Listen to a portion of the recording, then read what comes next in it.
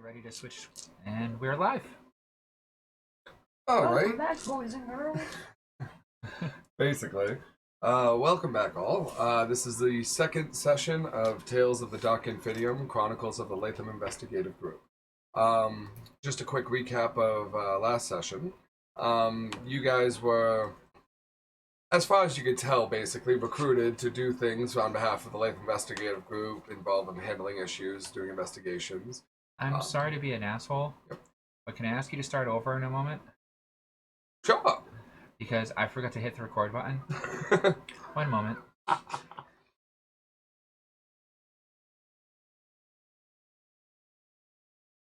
And now we go. Now it's recording. Take two. Take two. Sounds good. All right. I got distracted by my daughter. It happens. Welcome back again. This is the second session of Tales of the Dark Infinium, Chronicles of the Latham Investigative Group. Just a quick recap of last session. As far as you guys have been following, you were recruited to work for the Latham Investigative Groups as an investigative unit. It was a very quick introduction, but you guys got quite a bit done. Did a favor for the Reef Dweller Snapjaw, one of the higher-ups in that community, on behalf of a escort mission for a patient, which led you to battle a couple of creepy-looking, kind of hellish dogs, and then a couple of generally humanoid, ran on all fours type creatures that also were rather hellish demonic.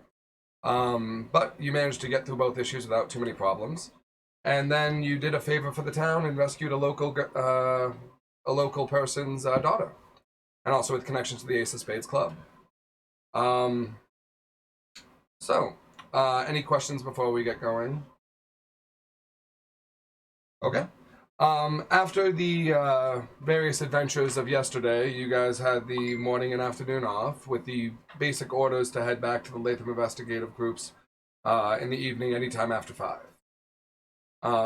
Basically around 3:30 you get a reminder text from the Latham Group on all the cell phones you were given, basically just saying that you have a scheduled investigative unit meeting anytime after 4. Please arrive and enter through the front gate. Pretty much basic information for this. So any other actions you guys want to do in the preceding morning and afternoon before your guys' appointment with Latham? Breakfast sounds Yep. There is a small diner. Well, no, there is actually a small diner connected to your apartment building. You do see a couple other tenants working there. I know you live in a separate facility. But I don't know the town. That's not actually accurate. But separate location, living quarters. I don't know what you want to call it. But basically, you do have an attached diner to your building, so it does offer buffets for breakfast, lunch, and dinner. So food's not really an issue. In fact, if you actually have your apartment tab, it's a few bucks, literally. It's not much. And you can pay with direct deposit through your phones, through your bank account. So it's basically, at this point in technology-wise, because of problems with monetary exchange after the anomaly, most money has been digitally bank account, so your phone can actually you just give your account number, they deduct the money directly. It's basically cash money. Because of the ideas of theft and problems with monetary exchange rates in this world, most money is done basically what you qualify as old school digital. So most people don't carry cash. Most of it's all done through your bank account info. My flip phone doesn't do shit. But the one Latham gave you has a connection with your name in it. So I was gonna put it on his expense report. He doesn't care what we're talking. He's still at home. Well, so any other things you guys want to stop and get for your apartments are basically commonly furnished. You have a bedside table, a phone, clock, no real other basic amenities, a bathroom. You have atypical things. It looks like these are just what you would call workers' quarters for people that investigate Nathan. You do see some interesting people in the diner as you go there for breakfast or lunch if you do. Yeah, there's a couple people in masks that walk around, a couple people that look perfectly normal, like everyday regular citizens. You do even see a couple people that you would describe as hairy, but they're wearing full trench coats, so it's kind of tough to make out any visible markings. But it's otherwise a normal, regular day in a rather New England territory area. You did all your research and whatnot. Any other questions about the research? No. Okay. I'll just wait for the phone call asking me to come in, or whatever's going on. Yep. Basically, once they get the reminder text at about 3:30 to head to the quarters and everything, you also just get a basically automated call from the Secretary of Latham just saying that, reminding you that there's a unit appointment. Okay. My round's on the way. Yep.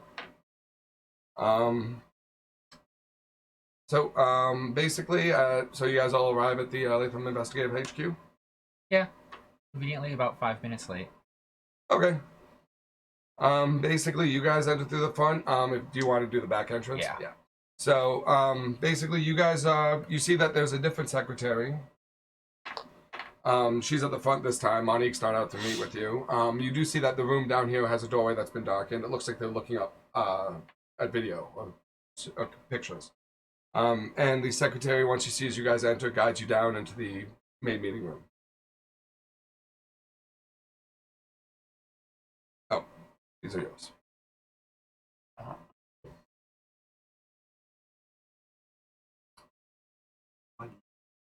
Yep. So now you have minis to change into. Basically, Latham is in there. You see him talking to Monique. They seem to be looking over. There's a setup projector with both pictures and video, and it looks like it has a line, a big, rather thick line, old school, coming down from the ceiling. And about 5 minutes later, you head in? Yeah.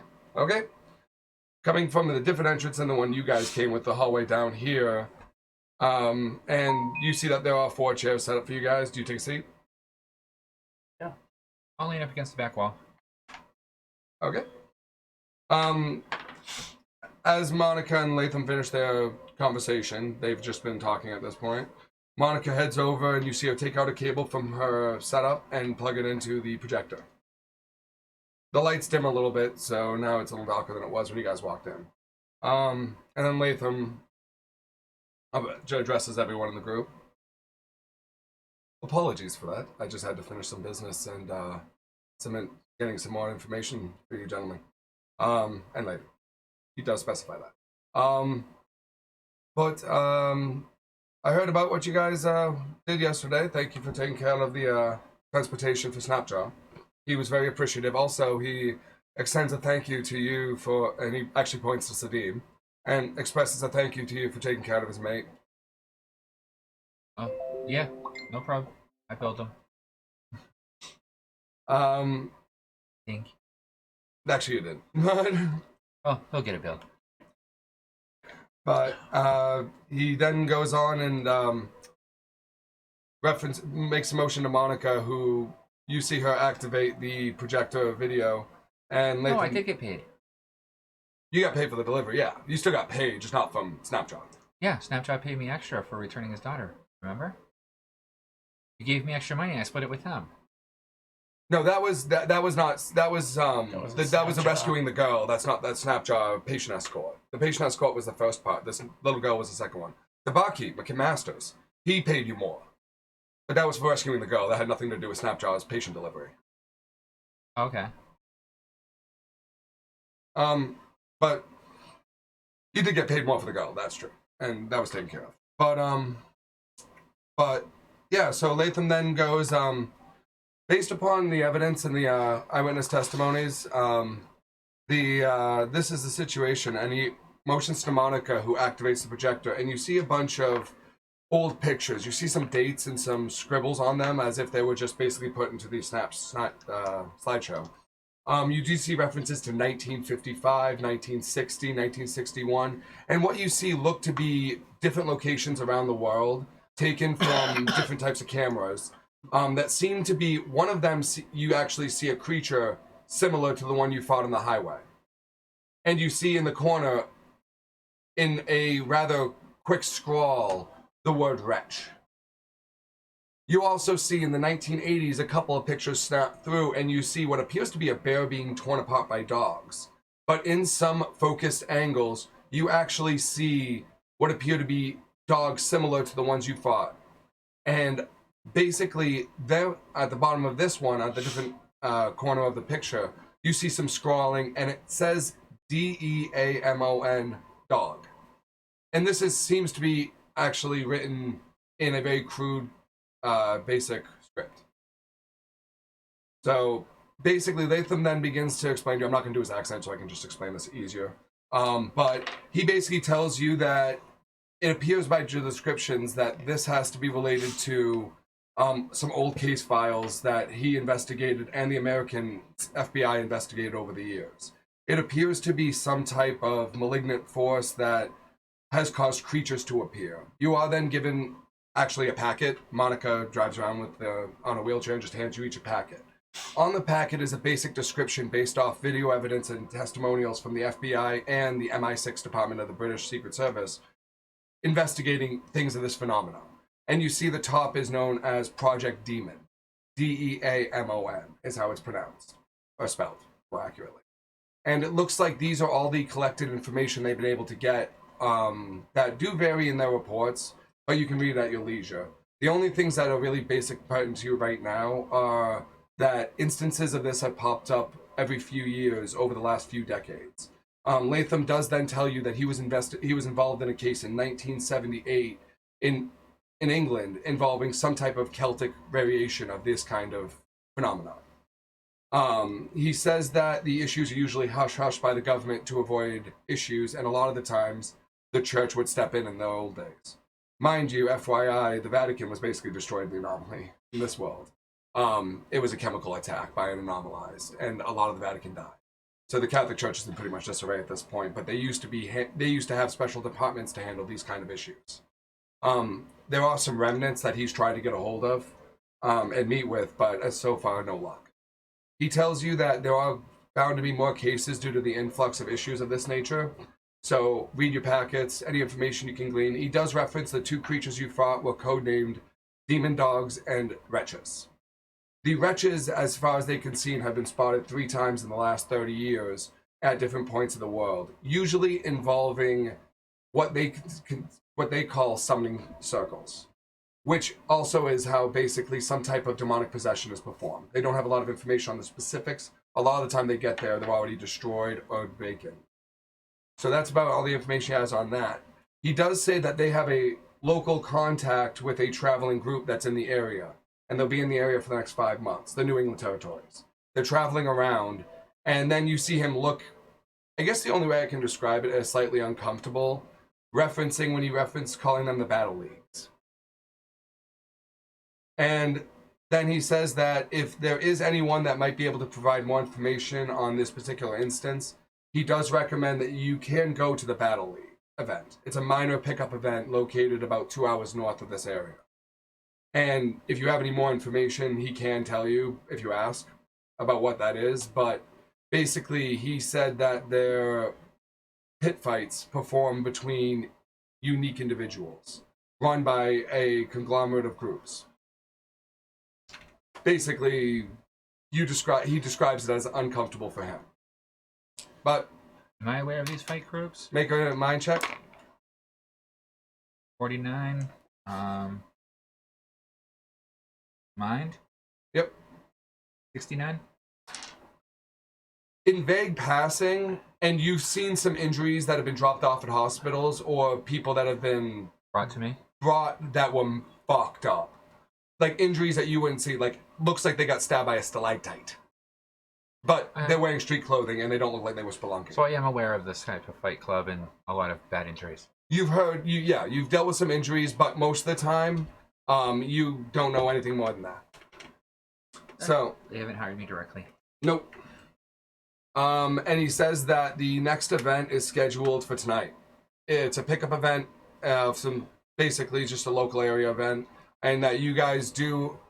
He does hand you a set of cards that basically have a shell company name on it. The name of the shell company is TF Green Institute. If you want to write it down. Kind of company. It's a shell company. It doesn't exist, but it's a authorization that'll get you into the event. Sounds like one of those evil Earphones. eco companies. Who's its name? TF Green Industries. Or an airport. I don't know why I went with TF, but that's what came to my head, so I went with it. And I almost wrote airport.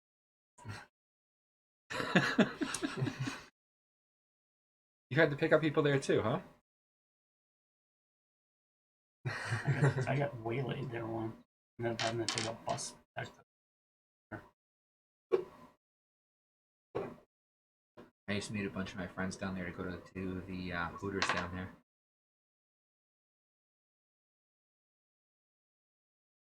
Yep.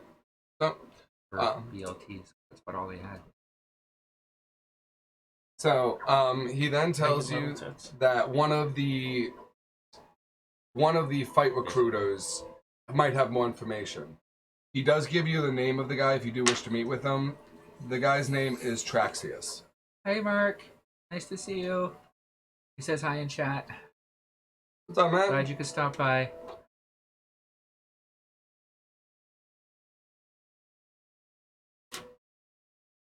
Sorry. No, it's fine.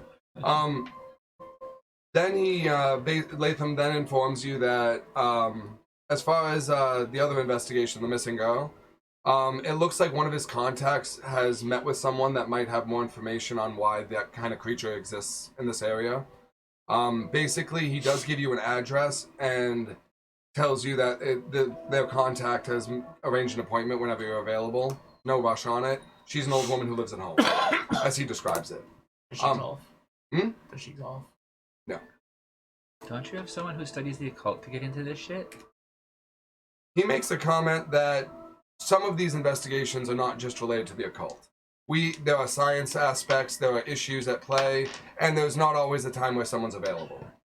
He basically said that he set up this new investigative unit with you as the lead science officer. Oh, I'm an investigation unit. Got it. He says that you did the job whether or not I was explicit about it. He had every faith in your ability to do so.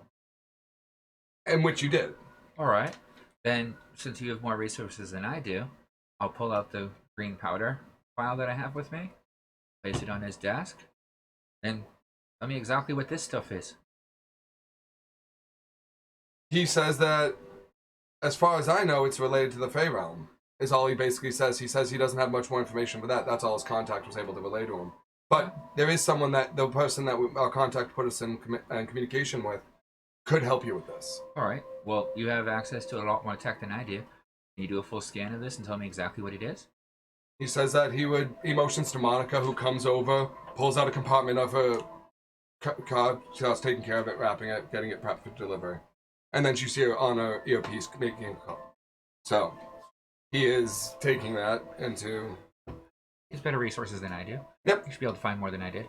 He also references that the photos you took with the phones of the broken architecture, that's what the contact used to make the communication with the person in the know, so to speak. That looks to be that she referenced that the contact was informed that she recognized those type of hieroglyphic script, so to speak. So he gives you the address. He says that you can also head by the Ace of Spades. The bartender, if you wish, has offered you free drinks for your help the day before. So that's basically, he said right now the other piece of information that he has is they've been investigating the identity of the patient that you guys transported on behalf of Snapjaw. And it looks like when they were trying to find information about her, they do find out her identity. Her name is Amelia Clarkson. And you don't have to write it down. Sorry, I will just specify that for future reference. Oh, okay, that's fine. The location she was last seen was in northern New York area. Basically what we consider just south of Syracuse right now. It looks like she was kidnapped and taken, and they are trying to locate what contact she had to who would take her and how she ended up where she was. Snapjaw, on behalf of you helping his friend, was very forthcoming with the information that they located her basically right off the coast of the Hudson in a small, looks to be drop-off location. So there's not much information there, but they're hoping that her identity will lead to what caused her to be in the ailment she was in. So that's currently under investigation. They also are currently following some information they received from the new local doctor, the one you guys met the night before. He seems to be aware of that brand, or at least the type of description of it. So he is currently assisting them in the investigation. But they don't know how much he knows yet or anything of that nature. So he says that if you'd like to go and either pursue more information about the green powder or the situation involved with the rescue of the girl, or if you want to head to the fighting area for the Battle League, and get more information on why there's some type of daemonic issues in the area. All right. Well, Monica, if you can email me the results of those tests once you have them, as well as any other updates from the doctor's office, notes he has, medical files, etc. Whatever you can get me. She tells you that she will communicate as soon as she knows and nods. The lights go back on, and Latham says that be prepared, because if they do find out a location on which what might have spawned the demonic issue or what the hell happened with the woman and what ended her in that state, they'll let you know immediately. So be ready to travel at a moment's notice. They do tell you, but at the moment you have some free time if you want to check out either of the contacts in regards to more information. He asks if you have any questions. No. Okay. Rest of you? No. So at that point, he basically says that he will communicate once he has the results on behalf of Monica, and that if you guys are all set, feel free to reach out to the contacts that they've managed. Actually, Monica, He looks up. do you have a connection for some adrenochrome? Adrenochrome? Hi. Metagame. What? Adrenochrome. It's fake. It's synthetic adrenaline. It's used a lot in like EpiPens and emergency medical stuff.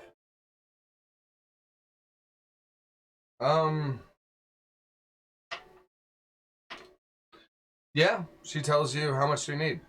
Much as you can get.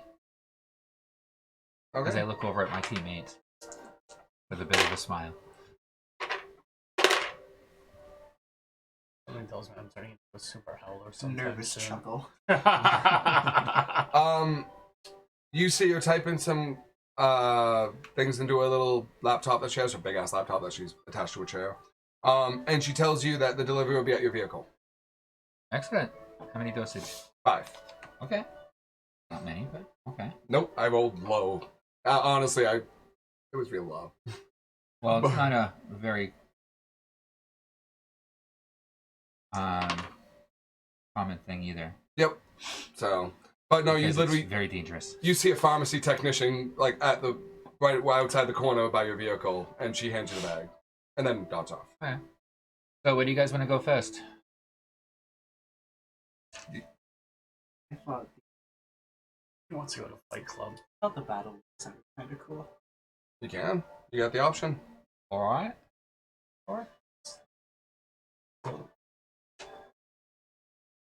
Thanks to Mars. Until I'm told anything else, I'm just going wherever everyone wants me to. I'm thinking Fight Club would be a good place to have you. I can make some extra bucks. Maybe get a few samples.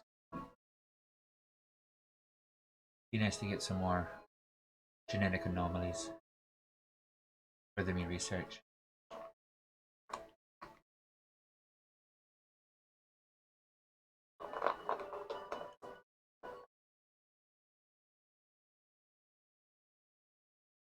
Oh, one other question. Can I get one of those fancy dancy like hypo sprays?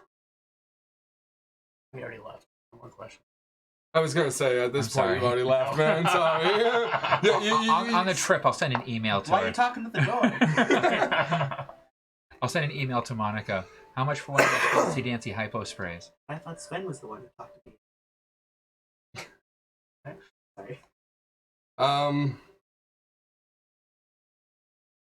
Hi, hello. Just what she has on stock. It's Hello. gonna take her days to get there. Okay. 14. Yeah, she has one. Okay. Yeah, that's not unreasonable. And I'll stop by the office at some point and pick it up. Secretary works at Just random female mini. the thing. These 2 jobs. Most people in this town do. FYI. Probably Latham doesn't pay too well. Hey, wait a minute. I don't know, 4,000. I was gonna say. That was a pretty good night's haul. I made a bit more. Yeah.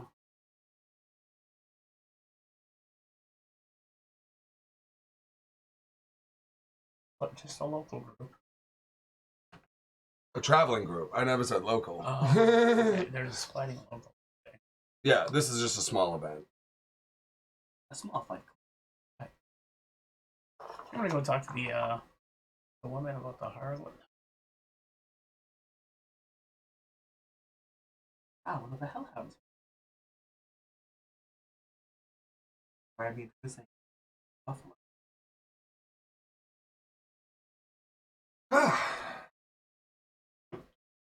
Did you get mad? Who ordered the 55-gallon drum of lube?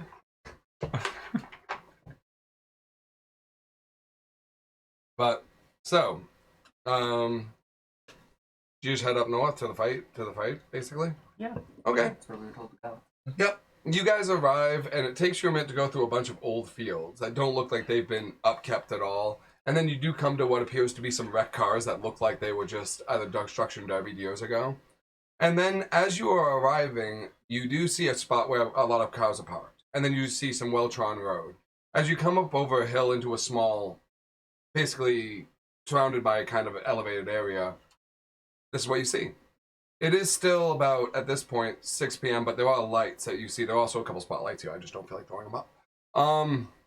But it is exceptionally well lit. And you're kind of almost amazed how you see these two guys smash into each other, and it doesn't sound as loud as you expect it to.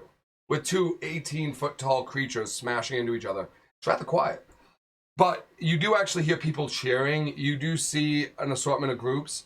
There is also a few heavily armed guards that are located at different points around the circle area. And these people are fighting. As you're arriving, it looks like the fight just begun. There also is... You do see one thing in a sign with a few different languages on it. It says bets on this building here, and on this one it says a bunch of different words, and then you see drinks/food in what you would describe as normal. But you do see that there is about 4 or 5 spectators watching the fight. You can make an observation check if you want to see anything very specific, but you can go ahead. 71. Okay. You just want to see top face value? Yep.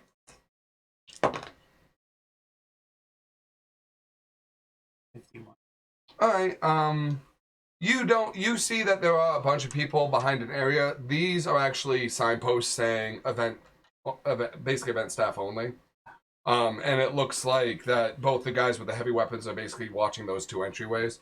You do see a guy with looks to be more heavily armed and more scary looking than most of the guards that appears to be the one in charge. There is a person behind what appears to be a technical booth, and it looks to be she has on her arm a vest with a medic symbol on it.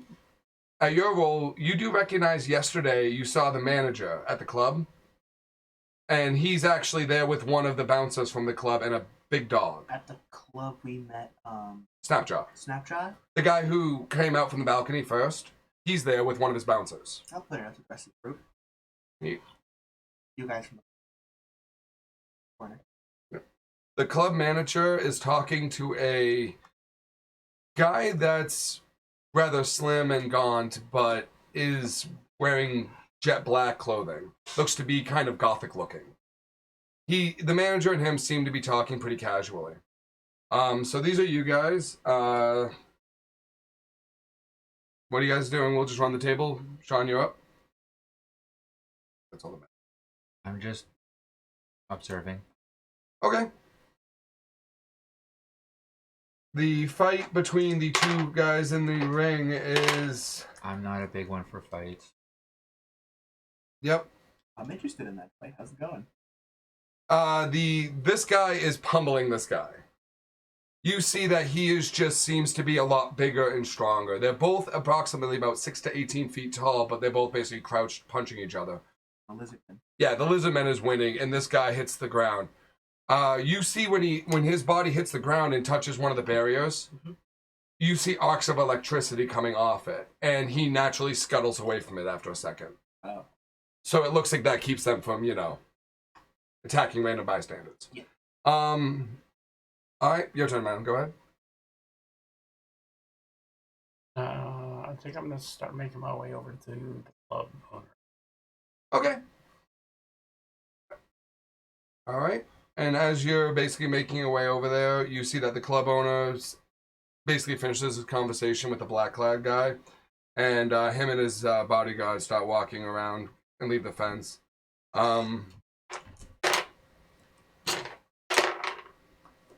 Okay. As you approach, you see him look at you and looks at your group, kind of within the next 20 or so feet, and he kind of comments, "Ah, one of the group from yesterday. Hey, how you doing? Good, good. Glad to see a small pickup event just happened to be in town, so I couldn't help but come by and see how this establishment ranges. Rather rural, but seems to rather be popular. He mentions that the bets have been high today. I'm sorry, who's this person? The club manager, the one you met yesterday on the balcony, Oh, okay. that's him. Okay. And he's got one of the guys with him yesterday, one of the twins. Okay. So he says, what brings you here this evening? Well, nothing like a little ultra-violence to make the dull night shine. Helps with the numbers, helps with the Helps with the bets. Helps with the cash flow. Absolutely. So yeah, and yep, okay, your turn, Matt.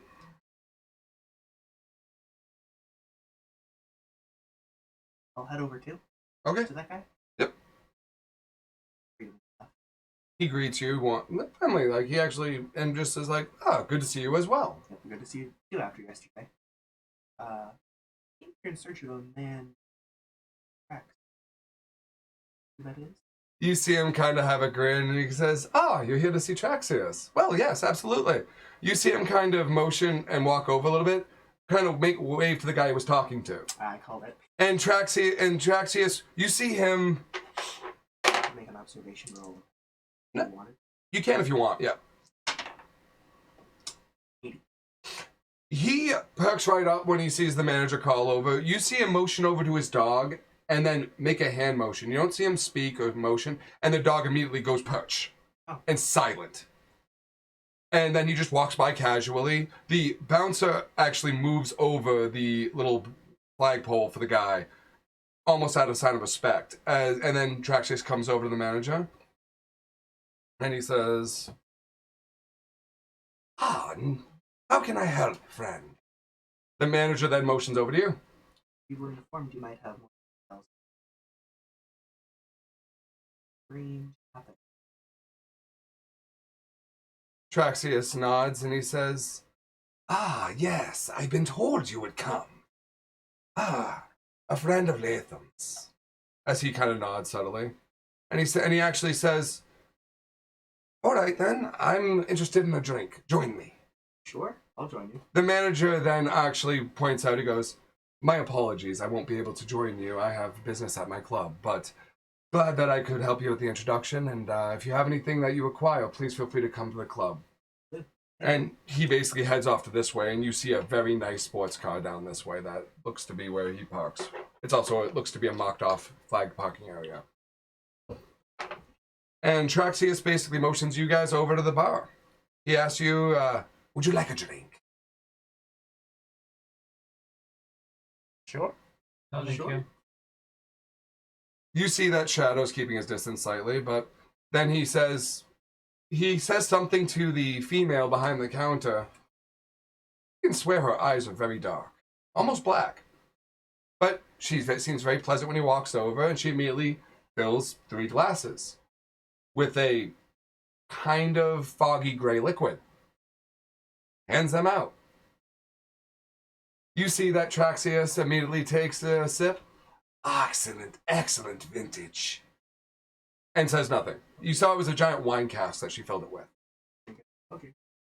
Make an endurance check. Oh boy.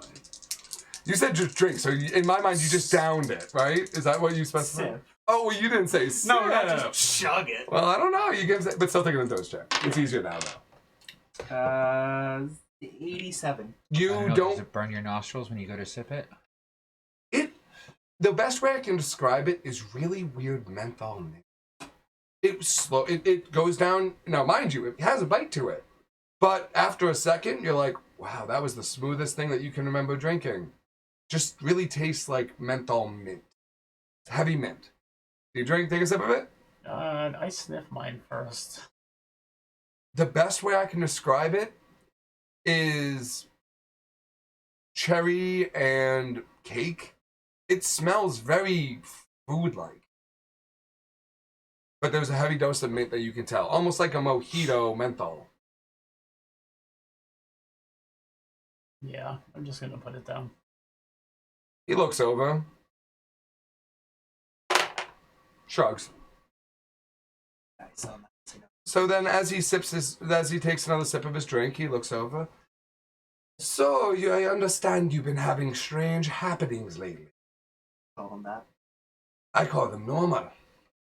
I feel that someone's been messing with things they shouldn't. Probably some arrogant human. But, so, he asks if you have, something that he could see of the, that he could give some more information on. And you have anything that he Show him the has? pictures I took of I think you have a picture of the brand, right? Yeah. I have a full file of them that was already forwarded. You never specified if you forwarded them or not. I did. Okay. I said that I sent all the pictures over to Latham. Yep. So he then, I'm sorry, I forgot to specify Okay, that. that's what you had used in order to, Yep. and you also said that the photos that I sent him, you had sent over, and that's how we got the contact. Yep, my bad. So he should already have copies of all the photos I had. Okay. I'm just asking. Yep, no, that's fine. So he therefore references, he pulls out a scroll. And he extends it for one of you to take. Who wants to take it? Okay. He hands it to you, and what you see is a drawn copy of that brand. And around it, you see that there's a bunch of lettering. And at the bottom of it is a name, Azagoth. A-Z-E-G, A-Z-E-G-O-T-H.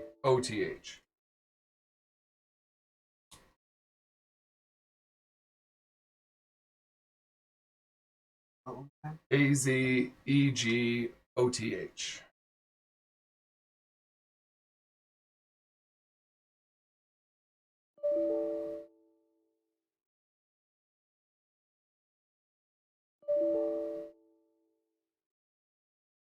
That's weird. What's up? Stopped recording. Need some issues. Streaming okay, apparently.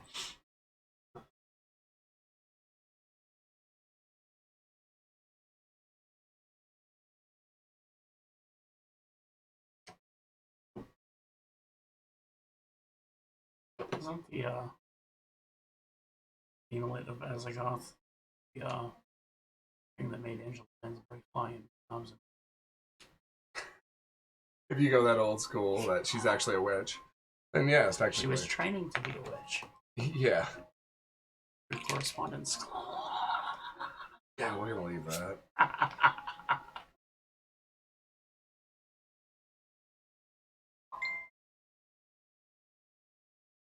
The girl just says Azagoth on it. Yep. When we're all set, I'll keep going. Oh, go ahead. It's still streaming, so I'm not sure why the recording isn't working, but So he tells you that he describes it as oh, that's why. a minor demon spawn. And he mentions that he is one of the people that recruits some of the Dark Domain creatures. Dark Domain is that official term for Daemon, as he describes. And he mentions that he is in charge of getting them temporary fighting matches in the Ethereum Battle League. The Ethereum Battle League is the true title of this event. He tells you he commissions a few fighters. He doesn't have any in today. He's not fighting anyone. This is just a pickup event, so it was So unscheduled. those guys in the ring aren't his. They're actually both anomalized. Oh, okay. He tells you that. That no, these aren't mine. He says that his are usually reserved for the more interesting shows. He seems very pleasant to you, and he mentions that the next big event is scheduled for 4 days in what, as he describes, is about 3 hours southeast of here, which in your terminology is about an hour east of North Bennington. But he mentions in 3 days they have an event that's actually at an old underground arena. that he'll be fighting a couple people in. He seems very excited about it. He even mentions that the recruiters get a cut of the pot. So he is very excited for these events. The official events are run by what he calls the coordinators. The coordinators are the groups that are in charge of the Ethereum battle leagues. And they set the events. So, and as you're watching in the background, yeah, this guy tries to get up, and this guy basically bashes his head into the ground and is basically just destroying him. That's just what's going on behind you. You see that a couple of the people here are cheering. This guy is looking pissed off. It looks like he bet on the other guy. I'll give a little cheer for the lizard guy. He's growling. You see that, you realize too that this guy, under his cloak that he was wearing, he's heavily scarred, so he must be a returning fighter. He mentions that, as Draxius tells you, he says that a lot of his fighters are returning fighters that have fought before. It's his job to make sure they don't cause trouble, and they're bonded only temporarily in order to fight. So what he describes to you is that someone was trying to create a demonic host, which is what happened to, which what the pictures would describe. He does ask if it was only one person, though. He seems very interested. Knowledge of only one person. Only found the one person. He seems a little bit perplexed for a moment. We're given. One person we were made aware of, a couple that were mutated, beyond to compare, but we didn't go to investigate where she came from. We only investigated to pick her up and bring her someplace safe. He says, whatever the job requires, understood. He seems very understanding to I it. did what I was paid for. He shrugs. That's what you should do.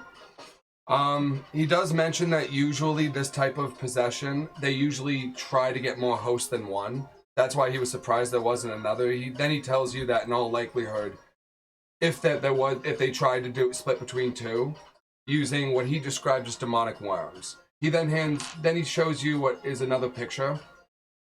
This one he has an actual physical picture of, and it is a really disgusting black and red centipede that's about this long with a pair of pincers at the end of it.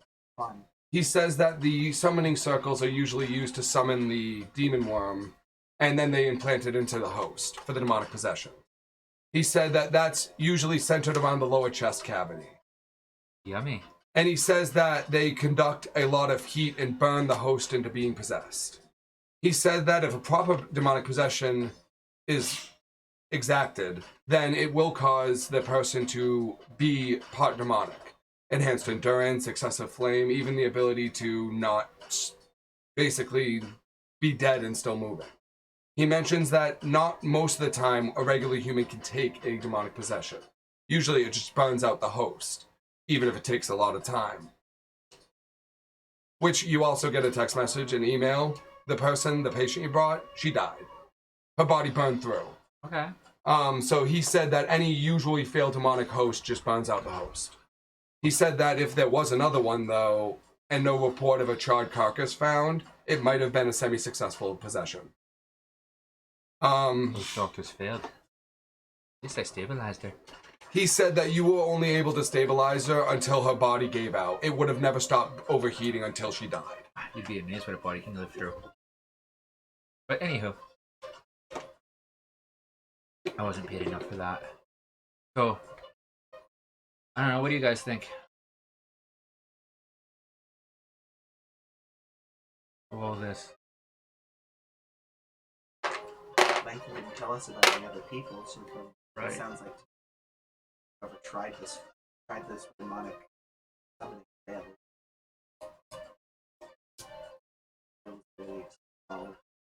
Other thing.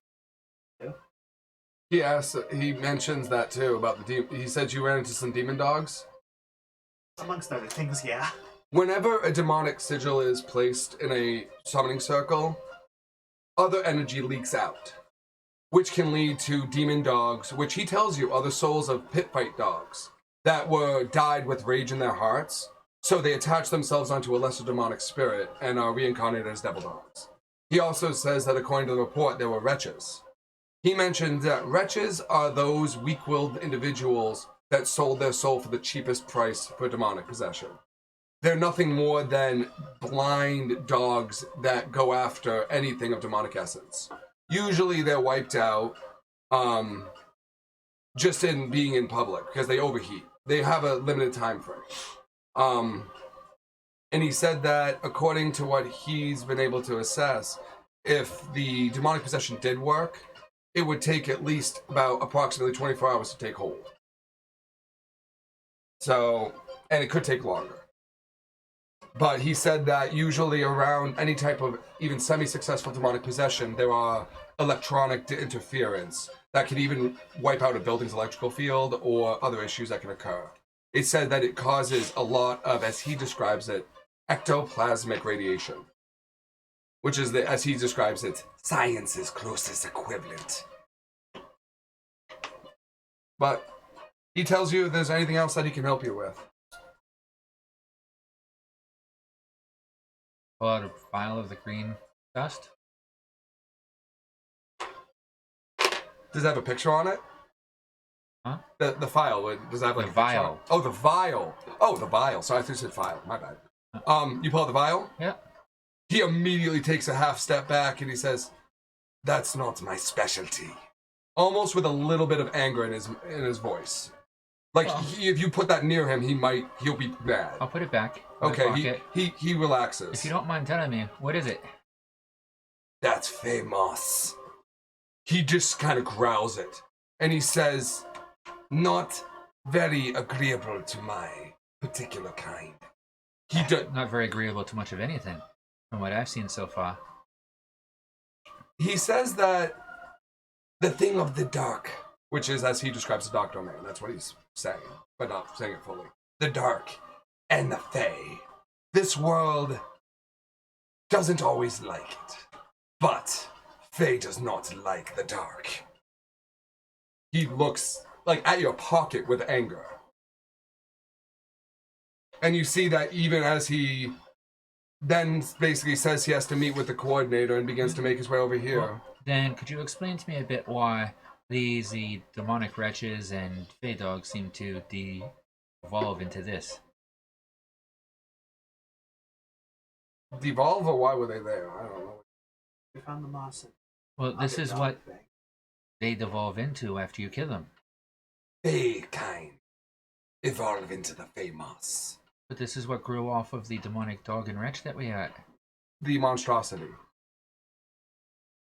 The dog thing. That's where the green moss came from. The devil dogs was different. What other dog thing? Well, no, the wretch and the dog, the bodies you got, Yeah. that was separate.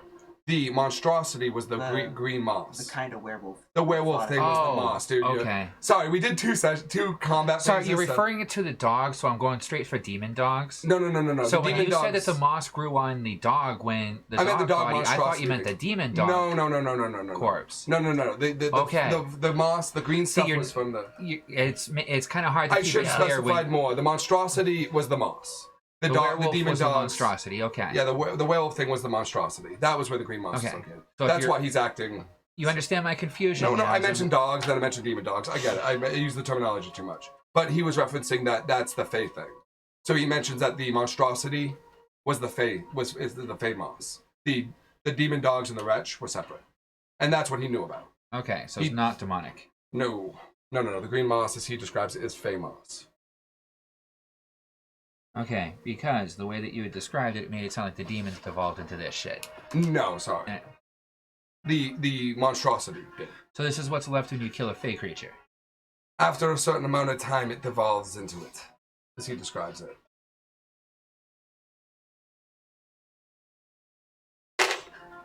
Okay, that's a completely different avenue than my original. Sorry if I didn't specify. There was too much terminology with dogs.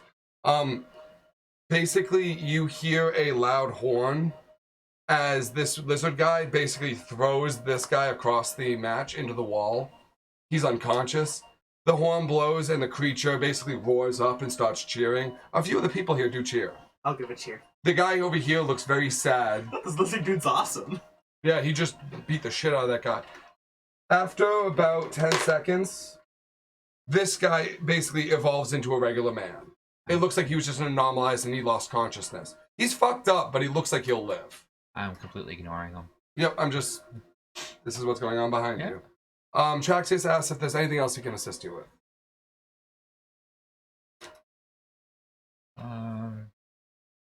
No, Any other information you think might be prevalent? He actually says that there's someone that he knows that could assist you if you have a problem or more direct information, because he travels with the group a lot of the time. He hands you the name of, it's a phone number on a name of Silas. Silas. He says it's a he calls him a dark scion, and he mentions that he's also someone who goes after possessed and any unwanted entities that manage to make it to the It's basically a The demon realm. hunter. demon hunter. Yeah, is that basically? And he says that he owes him a blood debt. So if you do need him or have any information that he can assist you with, just tell him on behalf of Traxxas. He'll help you.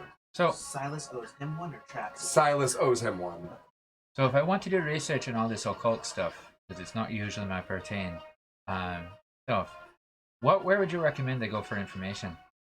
Not exactly stuff you find in the public library or through online sites, other than for that wannabe stuff. He says that most of the those of the dark keep to themselves, but he does give you one phone number. And he said that she's an old friend that's not far from here that should be able to help you as well. And her name? Her name is Jen? What? Okay. Is Katiana. Katiana is basically, you guys realize she's from Newport, Massachusetts. And Okay. the Newport area of what is New England territory, so the Massachusetts area. But she said Katiana basically is someone who would know about anything happening in the area and would be up on any type of major problems. He says that if you do talk to her, then say that he gives his regards. You So, notice, as weird as an it is, info source he almost for- blushes. What's up? So an info source for the occult? Yes. Okay. She has been around many years, and she is someone that would be good to know. Okay. Especially if he makes a casual comment as he makes his way over here, and you guys can follow him to this point. He makes a comment that he's aware that there have been more intrusions into the physical world from the dark. He's been seeing it more frequently in the last few months. He was approached by another. He describes it as Watcher in regards to the issues. He himself does not know much about what's happening. He has been traveling with the Battle League for years, and that's usually his territory. He motions over, and you also realize that a lot of these, as he's walking, these signposts actually have glyphs and runes into them. That you do see that as he motions and shows you.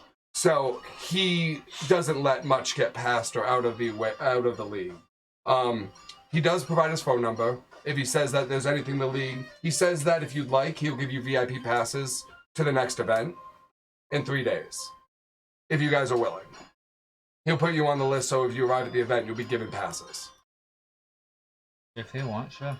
Sure. why not? He takes your names, and he tells you that head to the back entrance, list your name, and he'll provide it. He actually, do you hand him one of the business cards that Latham gave you? Yeah.